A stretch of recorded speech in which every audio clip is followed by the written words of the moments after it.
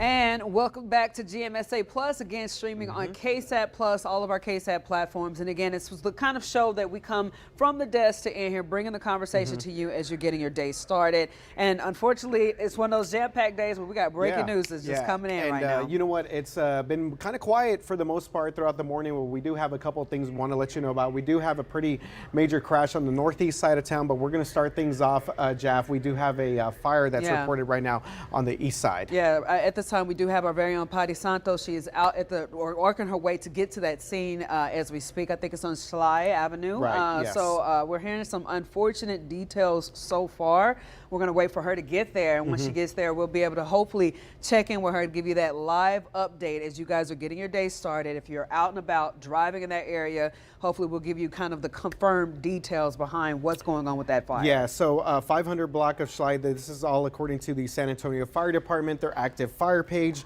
They say that there are 15 units out there responding to this structure fire, and it apparently they got the call out there around 6:30 this morning. Yeah. So obviously still trying to gather some information out there. Our photojournalist Santiago Esparza and Patty Santos are headed out there right now to try and give us the very latest out there. So yeah, bringing you real-time update, live news that you need to know before you get your day started. And one of the biggest things that we are hitting on big time that is going to impact you is your commute. And that commute is looking a bit hairy right now. Yeah, it definitely is. So again, we do have that major crash right now on the northeast side of town. That's going to be at 35 Judson Road. The last time I checked the map, it looked like it had back traffic up to O'Connor all the way to Thousand Oaks, getting close to I-35 and 410. So yeah, it is a bit of a mess out there for our drivers. And our very own photojournalist Alex Gomez, you already know him. He is the #1 man when it comes down to get to the scene. And I believe he rode up on a scene during GMSA, but right now he's at another scene and it looks pretty intense. So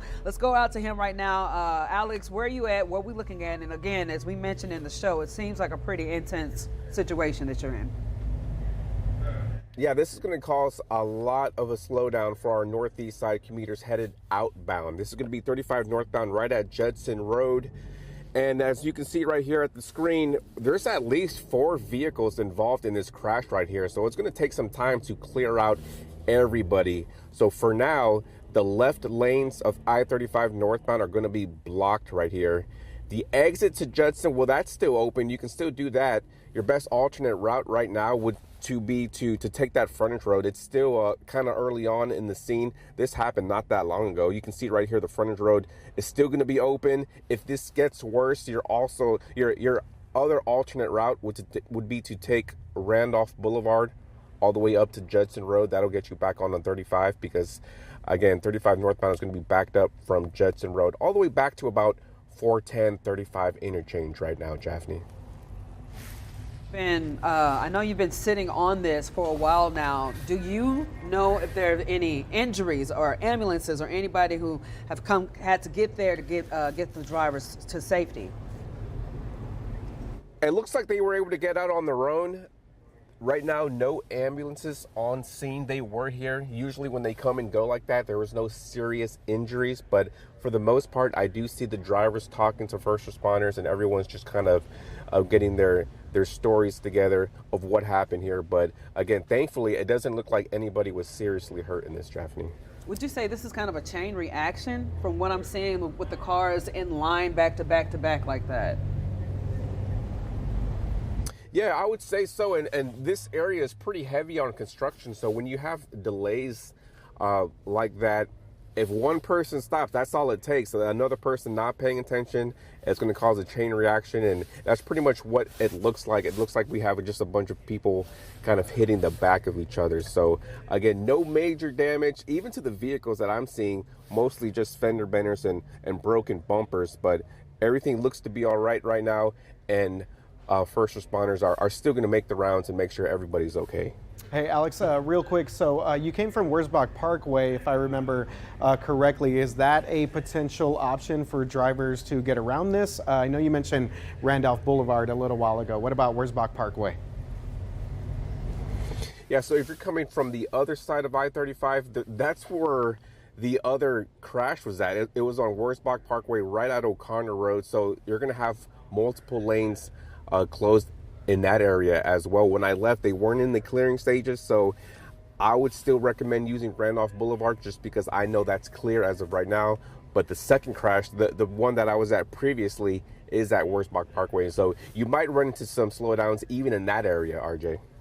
All right, thank you very much for that update. And again, as you mentioned it, Jeff, Alex is always the first one to respond to these things. He's pretty quick to get in and around these incidents out there. So 35 northbound at Judson Road, a mess out there for our drivers. Yeah, thank God that everybody seemed to be okay in that case as well. So busy on the roadways, ski, but also busy in our forecast. So we got the one and only Justin Horn walking in the building. Of course, you got the shot pulled up right now. A lot of blinking lights. This is the fire you guys were talking about. Yeah. So this is Shirley Road. Okay. This Lord is Pressa.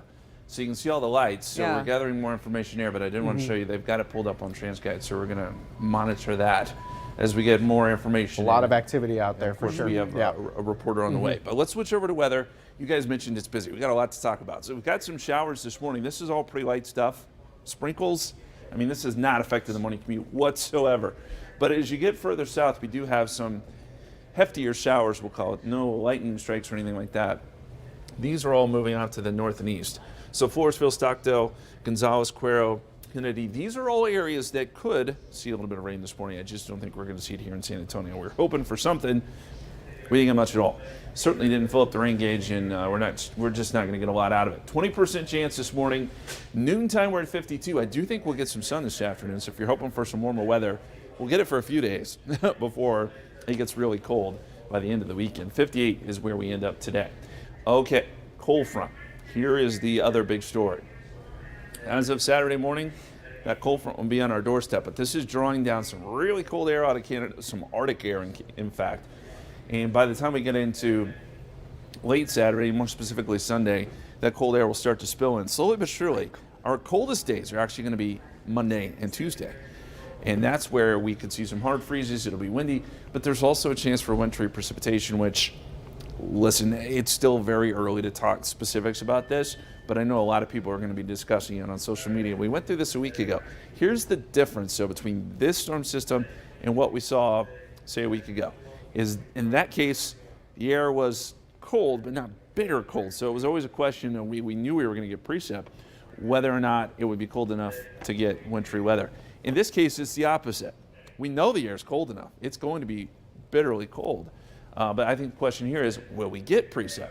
And that is still a question. The computer models continue to hint at that, though, and I'll show you that here in just a second. First, though, let's talk about the potential for a hard freeze. Monday morning, Tuesday morning, Wednesday morning. Hard freezes will be possible. So with these warmish days ahead, where we'll be in the 60s, go ahead and start taking preparations. Saturdays will be a great day, or maybe even Friday, to go make some preparations with your outdoor spigot, all those things you got to do when we get temperatures like this. Some of those exposed pipes as well. Okay, futurecast. What about wintry weather? What about rain? Well, we're not going to get any rain with the front. And in fact, Sunday, it should be mostly sunny. Even Monday morning for the March, I think we're okay precipitation-wise. Now, again, that can change, but that's the idea right now. And as we get into Monday evening, that's when we start to get a little area of low pressure that develops on the coast. Now, one thing we know about these kinds of areas of low pressure is they tend to really cause moisture to kind of hug the coast, and there's always a question of how far north does this moisture make it. But I think that in this case, we could see a light wintry mix late Monday night into Tuesday morning. What could we see? Well, at this point, looking at the profiles of the atmosphere, all modes of precipitation possible: rain, sleet, snow, or freezing rain. And we got to get a little bit closer before we're just really sure about what exactly we may see. But that's kind of the idea right now. Here's what to plan for: wind chills in the 20s and teens Monday morning. So those headed to the March, while we may not see precipitation, it is going to be cold. We'll have coverage for you, of course, and we'll be bundled up ourselves. Plan for a hard freeze Monday, Tuesday, and Wednesday mornings. We just talked about that. And then we need to monitor the chance for some light wintry mix late Monday into Tuesday, which we will be doing every time we get some new data in. We'll pass it along to you. 63 Thursday, 66 Friday, 62 Saturday. Again, these are prep days, and then you get into the cold stuff. So 20% chance Monday, mainly late in the day. 30% chance as it stands right now of a light wintry mix on Tuesday. Highs may only be in the low 30s, so it is going to be cold for sure. And after what was a warm December, January is saying, not so fast, my friend. I know it's coming. You know what it Well, go ahead. No, I have a thought on that because you said it was, you called it. I think did. so. I was like, we're going to take you to like Vegas or casinos or do some speculating. prophetic. I want to say that it's because of my Arkansas living. And Arkansas was always all over the place like that. So I'm always expecting, you know, if it's real calm, this is calm before the storm. But this reminded me, like, when I was growing up, you know, I was an outside kid. I was a dirt kid and stuff. Yeah. But whenever it would get like this, one of the things I would do was pretend like I was, like, kind of out in a wilderness and go to the backyard and I'll find a branch. Yeah. And this is probably dirty, like a little nasty.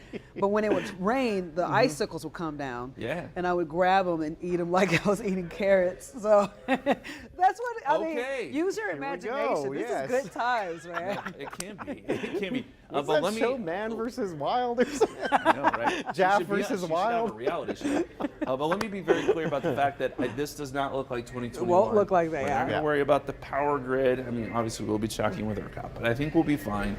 You know, if we get a little bit of precip, that obviously will affect driving and potentially schools. We're not going Yeah. to go there yet. But these are all just things to watch. And this precipitation may not happen. Yeah. This is the thing about these kind of areas of low pressure. Sometimes they show it and then they move away from it. So stick with us. We'll keep you updated. You know what? Before I let you go, I bet you know what happened. You know why this is about to happen? It's because Why? I flushed ice down the toilet. Boom! It's a It little all late. goes back to believe that. it. Yes. All goes back to that. Yes. Yeah. All right. Well, I am impressed with your prediction skills. You know, I'm trying to make some money this weekend. You have any thoughts on the Texans Chiefs? Boy, bye. The betting lines?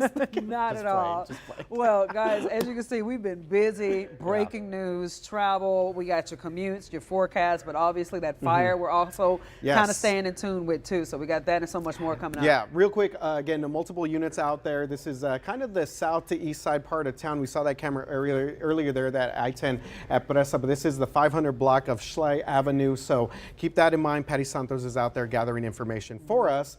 But we're not done here. We're going to be talking about the legislature going up the road in Austin. Also, this transfer portal thing, which is kind of crazy for high school athletes. Yeah. Yeah. Yeah, you It's guys a lot to get to. stick around. We'll be back in just a couple minutes. Hey, welcome back to GMSA Plus, coming to you from our podcasting streaming room now. We appreciate you guys being with us on the KSAT Plus app. Again, you could download that anywhere on your smart TV. Get that, our newsreader app on your phone as well. And you can take us with you on the road with you on this Wednesday morning. Again, it's a conversation that we want you guys to be a part of, even if you're just listening from right now. We're going to tell you guys, have a conversation and kind of talk about things in a more looser format in comparison to news, which is what I love to do because I think, you know, we're all human beings. You know, I'll talk to you like I'm talking to my mama. So, yeah, we got a jam-packed show, got a couple things to get to today, and one of them is being that 89th time that the state legislature. So obviously a lot of work being done up the road in Austin right now. So the lawmakers, of course, across our state, gathering up the road in Austin to start this legislative session. They're going to be talking about a lot of things here. The state budget, school vouchers, that's going to be taking center stage. Now, Texas is projected to have a $194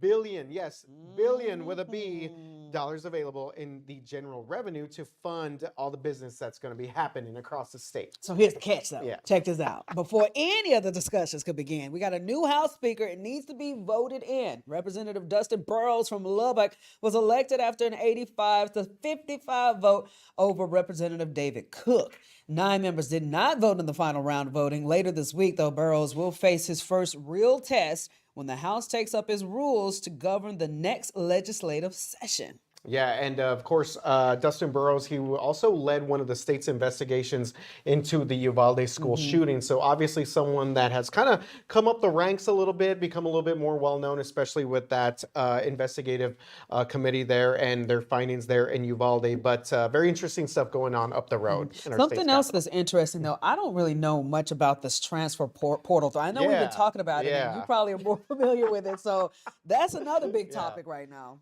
It is, definitely. So obviously we know about college. It is just craziness, chaos when it comes to the college ranks. But what about a transfer portal maybe coming to the high school level, kind of like what they do in college? Well, there is a San Antonio representative who filed a bill in the state house. We just mentioned all the work up there to actually make that possible across Texas. Yeah, State Representative Barbara Gervin Hawkins looking to be the driving force to expand the roadway for that figurative vehicle for high school student athletes. So I'm concerned that we're holding kids back that could move forward. It's already in the UIL rules academically. You can move for academics, a magnet school. Why can't we do the same thing for athletics? Gervin Hawkins says that she hopes to give the average and above average athletes an opportunity to switch schools for a better opportunity for themselves that could lead to a scholarship for higher education. And this will be the third time the state rep files this bill. I mean, it seems like it's going to be a great opportunity. Yeah, right? so I think I like where she's coming from, the idea that, students for academic reasons can apply to magnet schools. They could get into these sort of new academies and stuff. I am a little worried about the athletics part of this, taking advantage of sort of these athletes and just getting them to like the best programs, which happens already in many ways, but it's a little bit like kind of under the table, kind of when a student moves to a district or moves to a certain area. So that is a little concerning. You want to spread out the love when it comes to our high school athletics and make sure that every team has at least a chance. Yeah, well, you guys make sure you stay online with that. We'll be following up. After the break, we're going to be talking about MLK. We got the big, huge parade, or not parade, excuse me, march taking place on Monday. What you need to know after this. All right, welcome back to GMSA Plus on the KSAT Plus app. Well, Jeff, we are, of course, in Dream Week, a pretty big week across San Antonio right now. In just a few days, we're going to see the big kickoff for the MLK Junior Commemorative March on Monday. And if you can't make it to the march, there are still a lot of ways to be a part of the celebration and tributes to the civil rights leader. That's right. At 7 p.m. on Friday, the weekend events get started with some worship going on there. The Baptist Ministers Union MLK worship will happen at Antioch Missionary Baptist Church. And on Saturday, you get ready for the youth to be a part of the event with MLK Youth Empowerment Summit at 9 a.m. St. Philip's College is good for kids in their second grade up.